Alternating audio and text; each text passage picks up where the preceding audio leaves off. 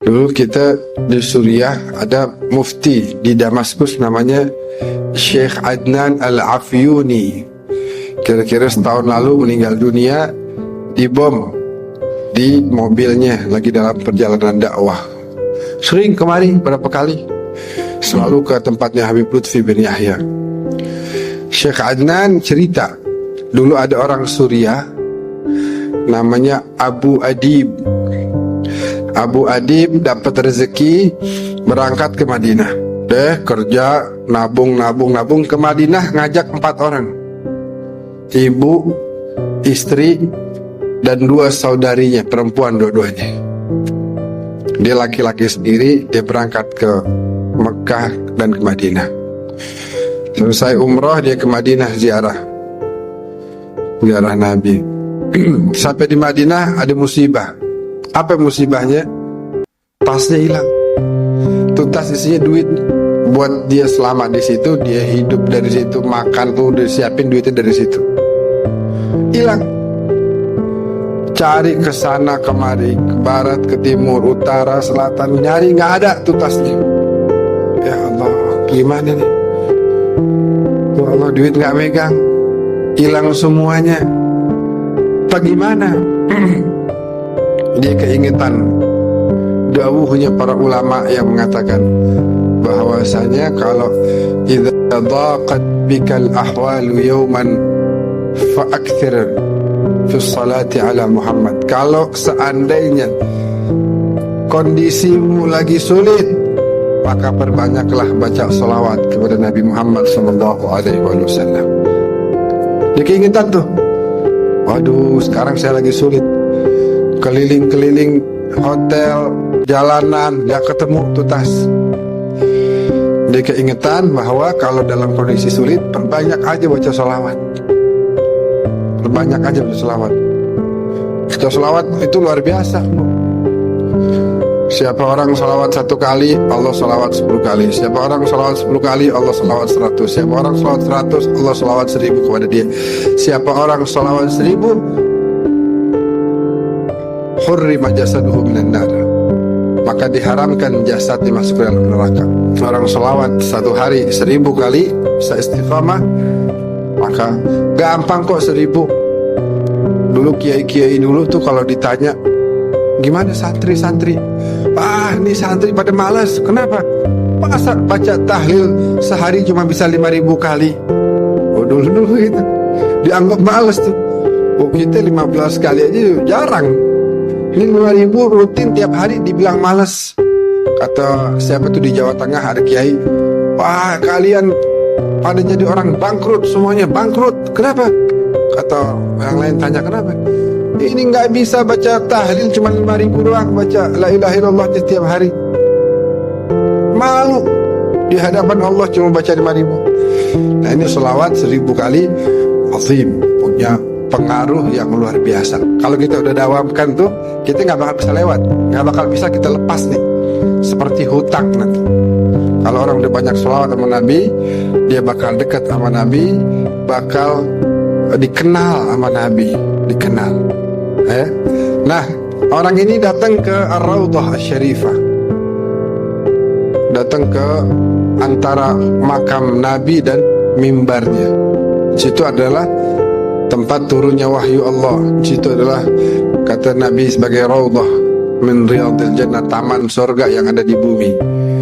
Akhirnya itu orang datang ke situ bacain sholawat dengan niat supaya ini masalah yang dia lagi hadapin bisa dapat jalan keluar. Kesian ibunya, bininya, saudarinya 2. Dia pikir bagaimana, udah dia datang ke situ, dia bacain sholawat. Allahumma sholli ala Muhammad wa ali Muhammad, Allahumma sholli ala sayyidina Muhammad wa ali sayyidina Muhammad, Allahumma sholli ala sayyidina Muhammad wa ali sayyidina Muhammad. Begitu. Sehingga karena dia dari tadi tuh nyari ke sono kemari, rupanya capek dia. Lagi baca sholawat sambil nyender begitu. Ini cerita mufti Damaskus nih, Syekh Adnan Al-Afyuni. Sambil dia senderan gitu ya, akhirnya ketiduran dia dalam sedang membaca sholawat. Dalam tidurnya Allah takdirkan dia berjumpa dengan junjungan kita baginda Nabi Muhammad sallallahu alaihi wasallam.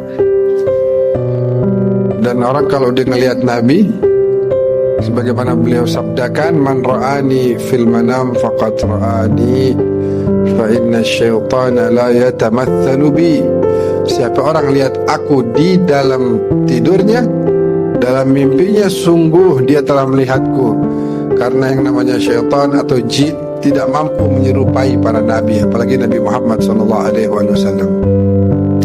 Nabi bilang, ya Aba Adib, wahai Aba Adib, ya Rasulullah, tamu antum, ana tamu antum, ana gharib, anda datang dari jauh, nggak kenal orang, siapa-siapa di sini nggak tahu. Datang bawa bekal buat makan, buat tinggal di sini, hilang. Ya Rasulullah, antum sahibul bait, tolong jamu saya nih, cariin jalan keluar buat masalah saya. Kata Rasulullah apa? Ya Aba Adib, idhab ila bab fulani, pergilah engkau ke pintu sekian. Nabi itu makamnya ada pintu-pintu. Itu 1, 2, 3, 4, 5, 6, 7, 8 sampai 30-an kalau nggak salah. Pergi engkau ke pintu sekian disebut sama Nabi. Nanti ada penjaga makam di situ, namanya Utsman. Bilang sama dia bahwasanya inna Rasulullah yuqri'uka salam. Nabi Muhammad bilang kirim salam sama dia. Bilang sama si Utsman, engkau setiap hari bersolawat 1000 kali kepada Nabi. Dan sekarang Nabi memerintahkan engkau untuk memberikan jalan keluar bagi saya. Cariin jalan keluar bagi saya. Terbangun dia nangis gerung luar biasa. Bagaimana enggak? Dia pandang tuh wajah paling indah. Dia dengar tuh suara paling merdu. Ya, dia lihat ciptaan Allah paling sempurna. Buru-buru dia salam ke pusara suci Rasulullah, lalu dia cari ke pintu sekian. Terus dia bilang, afikum Utsman, ada dari kalian nih para penjaga yang namanya Utsman? Terus satu orang bilang, hadza, ini orang ini si Utsman. Terus, boleh saya bicara sama antum, boleh? Ya Utsman, saya Abu Adib dari Suriah.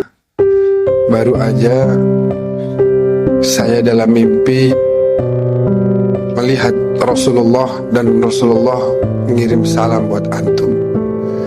Rasulullah bilang sholawat antum yang 1000 kali tiap hari beliau terima.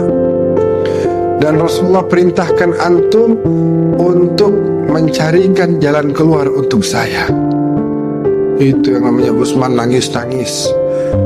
Terus dia bilang, sini, kita ngobrol di kantor saya. Coba cerita gimana? Diceritain lagi.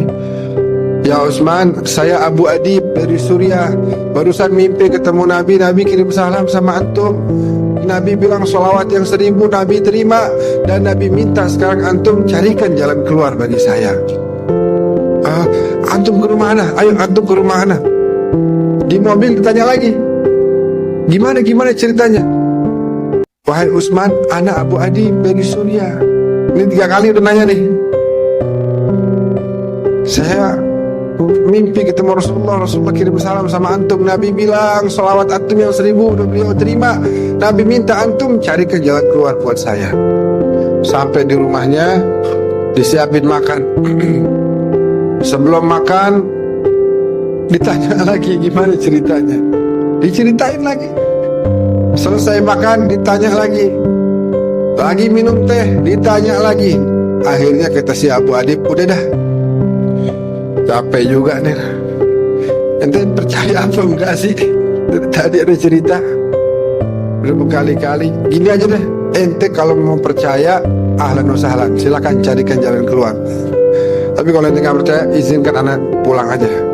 Mungkin ente anggap anak ini bohong. Tapi emang begitu ada mimpi tadi begitu, apa adanya anda sampaikan. Kata si Utsman, laqad saddaqtuka min marratil ula. Dari pertama kali engkau cerita, aku udah percaya. Tapi ucapanmu Rasulullah kirim salam kepadaku itu ingin aku dengar lagi, aku dengar lagi, aku dengar lagi. Saking aku senangnya tiap dengar kabar dapat ucapan Rasulullah yuqri'uka salam. Aduh, Rasulullah kirim salam, bagaimana hati saya nggak mau senang. Ibu sekarang dibilangin Rasulullah kirim salam, aduh indah banget, jaminan sorga udah. Rasulullah kirim salam, iya kan? Bayangin Rasulullah kirim salam, Assalamualaikum warahmatullahi wabarakatuh. Doa dari Nabi pasti diijabah oleh Allah Subhanahu wa ta'ala. Kata si Utsman, anu udah percaya sama antum dari mulai antum cerita yang pertama kali. Tapi anu pengen dengar lagi, pengen dengar lagi. Tuh indah apa enggak ibu? Indah kan? Katanya si Utsman akhirnya, sekarang semua keperluanmu aku yang tanggung. Engkau adalah tamunya Rasulullah sallallahu alaihi wasallam. Maka sebuah kemuliaan untuk saya menjamu tamunya kekasih saya Rasulullah sallallahu alaihi wasallam. Antum bisa bayangin tuh, kemuliaan yang didapat sebenarnya lebih kepada si Utsman daripada si Abu Adib. Kenapa? Karena dia mendapatkan amanah, kepercayaan dari Nabi. Nabi meminta kepadanya satu permintaan, dan itu kemudian menjadi penyebab kemuliaan bagi dia. Bagaimana dia bisa dapatkan kemuliaan tersebut? Dengan tadi, tiap hari ya baca salawatnya berapa? 1000 kali. Abu Adib membaca beberapa kali, kemudian Allah berikan jalan keluar atas masalah yang sedang menimpa dirinya. Jadi kalau kita mau melazimkan itu, mendawamkan itu, maka akan terasa begitu banyak perubahan-perubahan yang terjadi dalam diri kita. Baik itu yang sifatnya zahir, rezeki kita, kesehatan kita, perjalanan usaha kita, bisnis kita, semuanya akan mendapatkan kemudahan demi kemudahan. Ataupun batin kita, karena dengan salawat Nabi tinggal di hati kita, maka Nabi gak akan pernah bersatu dengan yang namanya rijis. Kotoran-kotoran akan hilang dari hati kita. Kenapa? Karena Allah tidak mungkin menyatukan Nabi dengan kotoran. Kalau sudah Nabi tinggal berada, menetap di hati kita, itu yang namanya sifat hasud, yang namanya iri, dengki, dan lain sebagainya akan hilang. Yang akan menetap di hati kita adalah cahaya dari junjungan kita baginda Nabi Muhammad sallallahu alaihi wasallam. Amin ya rabbal alamin.